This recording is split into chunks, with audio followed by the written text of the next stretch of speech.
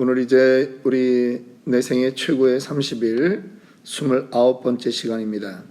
우리 요한계시록 21장 4절 말씀을 가지고 살기 위해 죽음을 준비하자라고 하는 제목으로 말씀 나누도록 하겠습니다. 우리의 살면서 많은 스포츠 경기들을 우리가 관람하게 됩니다. 여러분들이 어떤 경기를 좋아하시는지 모르겠지만 경기 종류와 상관없이 가장 짜릿한 경기는 어떤 것인지 아십니까?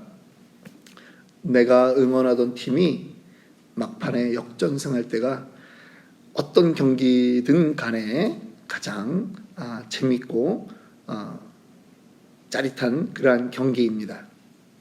2002년도 월드컵을 사람들이 많이들 이야기하죠.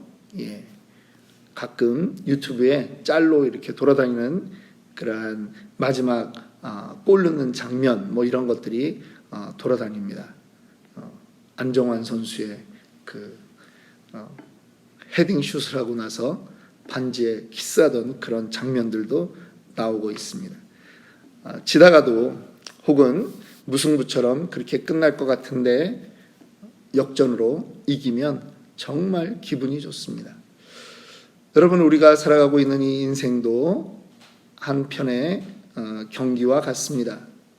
휘슬이 울리면 모든 것이 끝납니다. 피할 수가 없습니다. 그 휘슬은 바로 죽음을 말하는 것입니다. 축구 경기에는 연장전이 있고 야구 시합에도 9회 말까지 무승부가 되면 연장전이 주어집니다. 그러나 우리의 인생에는 연장전이 없습니다. 그저 휘슬이 울리면 다음 과정으로 떠밀려 들어가게 되어 있습니다. 미국인들의 81%가 사후가 있다라고 믿는답니다. 그런데 사후란 것은 그들이 믿고 안 믿고를 떠나서 반드시 존재하는 것입니다. 우리가 죽을 수밖에 없고, 그러나 그것이 끝이 아니라는 것이죠. 그 다음이 있습니다. 그래서 우리가 반드시 죽는다, 그리고 그 다음에 삶이 반드시 있다라고 하는 것을 인정한다면 더 충만히 살 수 있는 그 길을 준비해야 되는 것입니다. 전도서 7장 4절은 우리에게 말하고 있습니다. 지혜자의 마음은 초상집에 있으되 우매한 자의 마음은 혼인집에 있느니라. 피할 수 없이 닥칠 일을 무시한다라고 하는 것은 정말 어리석은 일입니다. 마지막을 생각하고 사는 것이 지혜로운 사람입니다. 고등학생은 수능을 준비하는 인생으로 살아야 그 인생이 망치지 않습니다.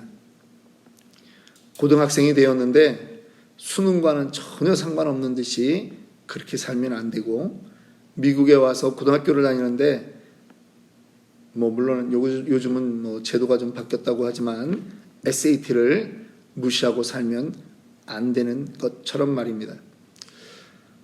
늘 마지막을 생각하는 것이 지혜 있는 사람의 삶의 태도입니다. 하나님은요, 우리를 이 땅에 두신 목적이 있습니다. 우리가 아직까지 이 땅에서 숨을 쉬는 그 일은 하나님이 우리에게 주신 사명이 있기 때문입니다. 우리는 수명대로 살지 않고 우리는 사명대로 산다고 여러 차례 말씀드렸습니다.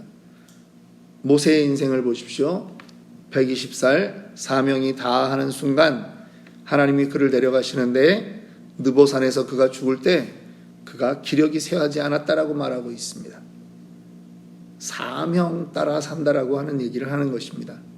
사명이 다하면 우리도 호흡이 멈춥니다. 그런데 그 다음에는 다시 영원으로 가는 것입니다. 로마서 8장에 몸은 죄로 말미암아 죽은 것이나 영은 의로 말미암아 산다고 분명히 말씀하고 있습니다. 우리는요, 영원히 사는 존재입니다. 우리의 이 육신은 중력에 의해서 이제 나이가 한 50쯤 됐는데도 평평하면 그건 너무 좀 이상한 거죠. 축축 처지게 되어 있습니다.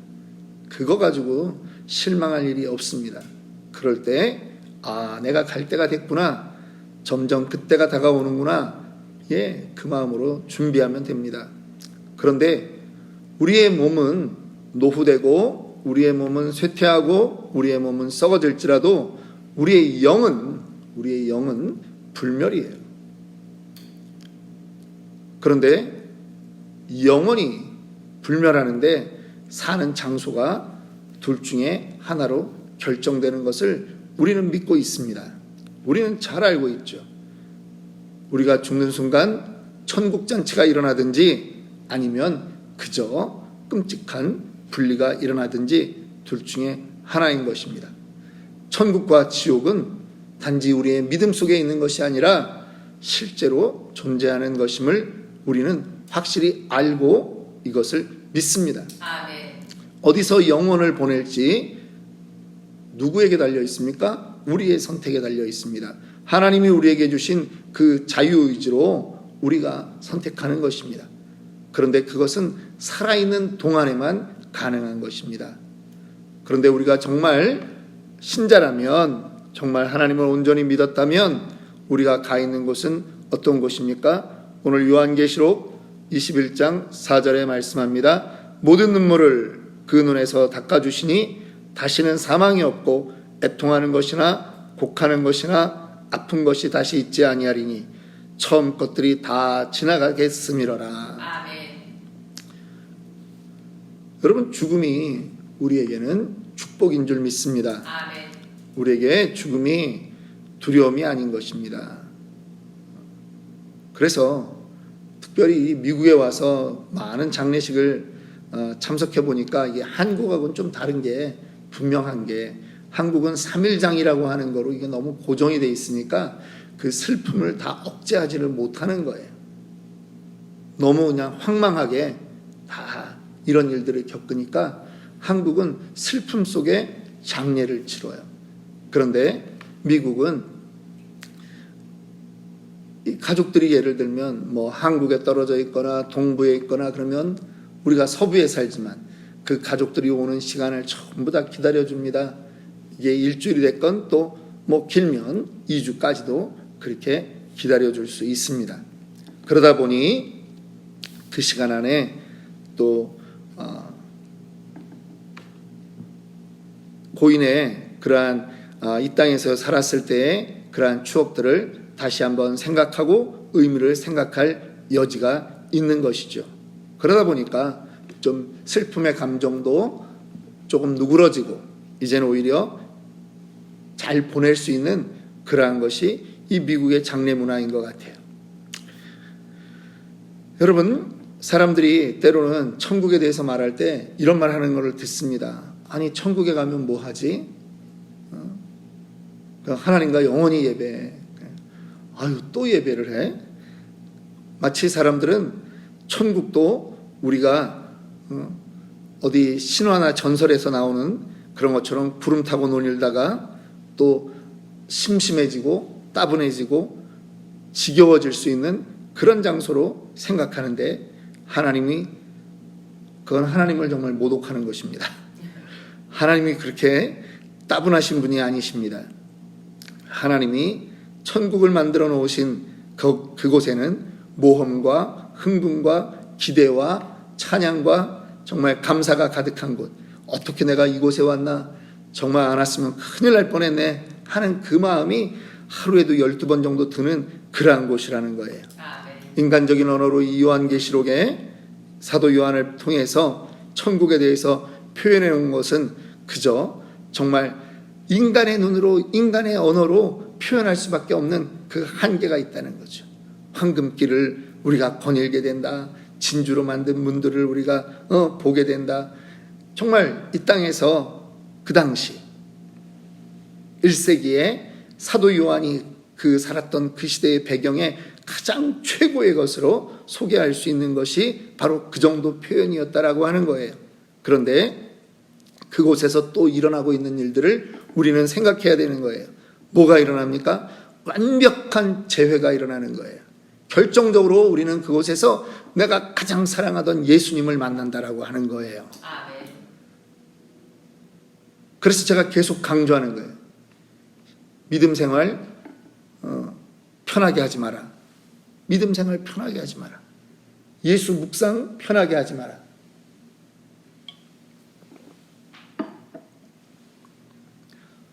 예수님을 섬기는데 전혀 사랑하지 않고 정말 습관적으로 그런다면 그 사람에게 예수님을 만났을 때 너무 놀랄 거예요. 아니, 내가 왜 진작에 왜 예수님을 더 사랑하지 못했을까? 우리가 천국에서 누리게 되는 기쁨과 평강과 영광 등이 사실은 상상할 수 없는 거예요. 그래서 사도 바울은 계속 이 땅에 살아가는 우리들에게 말하고 있는 것이 있어요. 믿음의 장성한 분량에 이르기까지 그렇게 살아가라고 하는 거예요. 주님 사랑하면 그렇게 살아갈 수 있는 거예요. 하늘나라를 정말 경험하기 원한다면 매 순간 이 땅에서 영혼을 준비하면서 살아야 됩니다. 만약 천국이 나에게 확신으로 다가오지 않고 천국이 내 속안에 없다면 요한일서 5장 11절 12절을 읽어야 됩니다. 또 증거는 이것이니 하나님이 우리에게 영생을 주신 것과 이 생명이 그의 아들 안에 있는 그것이니라. 아들이 있는 자에게는 생명이 있고 하나님의 아들이 없는 자에게는 생명이 없느니라. 우리가 하나님 나라에 들어가는 것은 우리의 능력이 아닙니다. 우리가 하나님 나라에 들어갈 수 있는 그 유일한 능력과 유일한 조건은 바로 하나님의 아들 예수 그리스도를 아느냐 모르느냐, 믿느냐 못 믿느냐라고 하는 것입니다. 하나님 나라는요, 온전한 사람들을 위한 온전한 장소입니다. 그런데 문제가 있어요. 우리가 우리를 돌아보면 온전하지 않다라고 하는 것을 우리는 바로 알 수 있어요. 우리는 죄인이에요. 그런데요, 우리에게 주어진 그 은혜가 무엇이냐? 죄인을 위해서 예수 그리스도가 이 땅에 오셨다라고 하는 거예요. 그분이 우리의 모든 것을 대신하셨다는 거예요. 우리가 예수 안에서 구원을 누리는 거예요. 자격 없지만 그분 안에 있으면 천국은 우리 것입니다. 자격 없지만 그분 안에 있으면 모든 것이 우리의 것입니다. 하나님의 아들 되는 것입니다. 마치 우리가 대한항공 비행기를 타면 뒤로 앉아 있어도 우리는 서울을 갑니다. 예수 안에 있으면 우리의 상황과 형편은 말끔하게 사라지는 것임을 믿으시기 바랍니다. 이것을 알면 두려움이 사라집니다. 오히려 삶의 변화가 일어나는 거죠. 영혼을 위한 준비, 그것이 여러분 필요한 것입니다. 여러분 휴가 가서 호텔에 한 일주일 머무는데 그 호텔 벽지가 좀 마음에 안 들고 커튼 색깔이 좀 마음에 안 든다고 그것을 바꿀 사람이 있습니까? 좀 불편해도 괜찮습니다. 어차피 호텔은 잠시 있다 가는 거거든요. 여러분, 신자의 삶이 이 땅에서 바로 그런 것입니다. 이제 우리가 투자해야 되는 것이 있습니다. 두 가지에 투자해야 되는데, 하나는 바로 하나님의 말씀이고 나머지 하나는 사람에 투자해야 되는 것입니다. 이사야 40장 8절은 말씀합니다. 풀은 마르고 꽃은 시드나 주의 말씀은 영원하다라고 말합니다. 하나님 말씀 안에서 시간을 써야 됩니다. 그것만이 영원히 남기 때문입니다. 말씀의 기초에서 우리의 믿음이 자라나야 하는 것입니다. 사람을 세워야 됩니다. 사람이 영원한 존재입니다. 그 사람의 인생에 변화가 일어난다면, 하나님을 만난다면 그 상급은 영원하고 그 사람도 영원한 것이죠. 한국에 지금은 이제 페이스북에서 저랑 이제 친구로 되어 있는 분인데요. 예전에 이분이 제가 살던 곳에 와서 찬양을 한번 찬양 집회를 하는데, 지금도 그냥 이분은 집사님이세요. 정경섭 집사라고요. 경상도 지역에 이제 사역하시면서 전국을 다니면서 또 이렇게 찬양 집회를 하시고 그러시면서 헌금을 받으면 전부 다 아프리카와 아시아 오지에 우물 퍼주는 것과 발전기, 불 켜주는 일을 하시는 분이에요. 그런데 그분 노래 가운데 너무 찬양을 잘하시더라고요. 야, 저 음대를 나와도 저렇게 못할 텐데 저 양반은 음대도 안 나왔는데 하나님 주신 목소리가 너무 좋은 거예요. 또 고음으로 올라가는데 뭐 제가 남자지만 막 소름이 쫙 끼칠 정도로 그 고음을 내시는데 놀랬습니다. 그런데 노래 하나를 부르는데 이런 말씀을 하시는 거예요. 노래 제목이 땡큐예요. 땡큐. 천국에 가면 누군가가 여러분에게 땡큐 하기를 원하십니까? 그게 무슨 말인가? 근데 여러분, 천국에 있을 때 우리가 첫 번째 우리가 아는 사람들이 분명히 있습니다. 그런데요, 천국에 가면 우리가 모르지만 누군가가 나에게 와서 땡큐 하는 사람이 있다는 거예요. 그런 인생 살아야 된다라고 하는 거예요.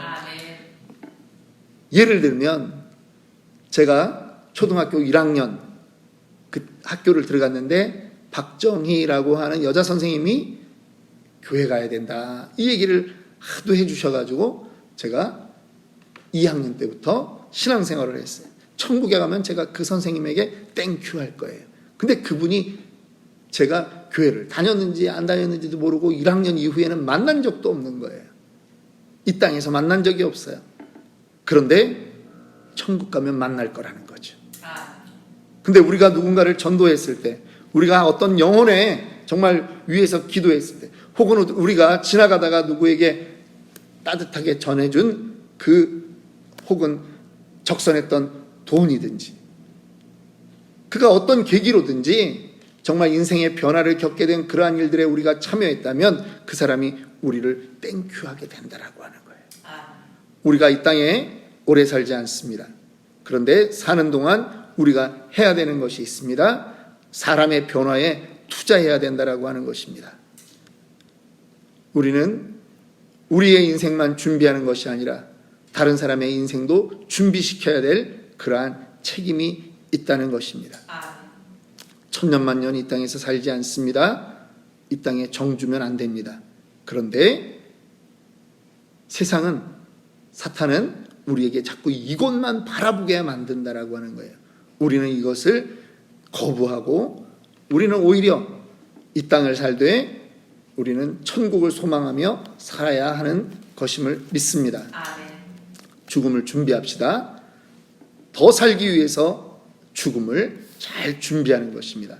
이것이 인생의 역전승이 되는 것입니다.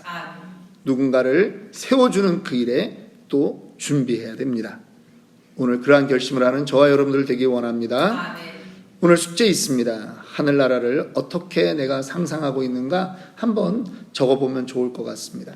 하나님을 처음 만날 때, 예수 그리스도를 처음 만날 때 무슨 말을 하고 싶으십니까? 한번 써보세요. 혹은 예수님에게 묻고 싶은 말이 있습니까? 듣고 싶은 말이 있습니까? 한번 생각해 보세요. 두 번째, 영혼을 위해서 여러분은 무엇을 투자하시겠습니까? 말씀과 사람만 남는다라고 말씀드렸습니다. 하나님의 말씀에 얼마나 투자하십니까? 사람의 영혼에 얼마나 투자하십니까? 여러분들의 상황을 한번 오늘 생각하고 기록해 보면 좋겠습니다. 우리 한번 선포합시다. 주여, 영원한 소망을 주시니 감사합니다. 주여, 예수를 통해 천국 들어갈 자격을 주시니 감사합니다. 이 땅의 것만 보게 하는 악한 마귀 사탄은 물러갈지어다. 나는 이제부터 영혼을 준비하는 자로 살겠습니다. 나는 이제부터 하나님의 말씀으로 성장하겠습니다. 나는 이제부터 사람을 세우는 일에 힘쓰겠습니다. 치료될지어다. 회복될지어다. 복 있을지어다. 충만할지어다. 정복할지어다. 형통할지어다. 부흥할지어다. 잘될지어다. 하나님은 우리와 함께 하십니다. 하나님은 문제보다 크십니다. 우리 교회는 잘 되는 교회 될 줄 믿습니다. 오늘 금요일입니다. 근처 교회 하나님 은혜를 베풀어 주옵소서. 이 친호 지역이 변화되게 하여 주옵소서. 문제보다 크신 하나님을 경험하게 하시고 아버지 하나님 그렇게 도전하는 우리들 되게 하여 주옵소서. 우리 주여 칠창하고 기도하겠습니다. 주여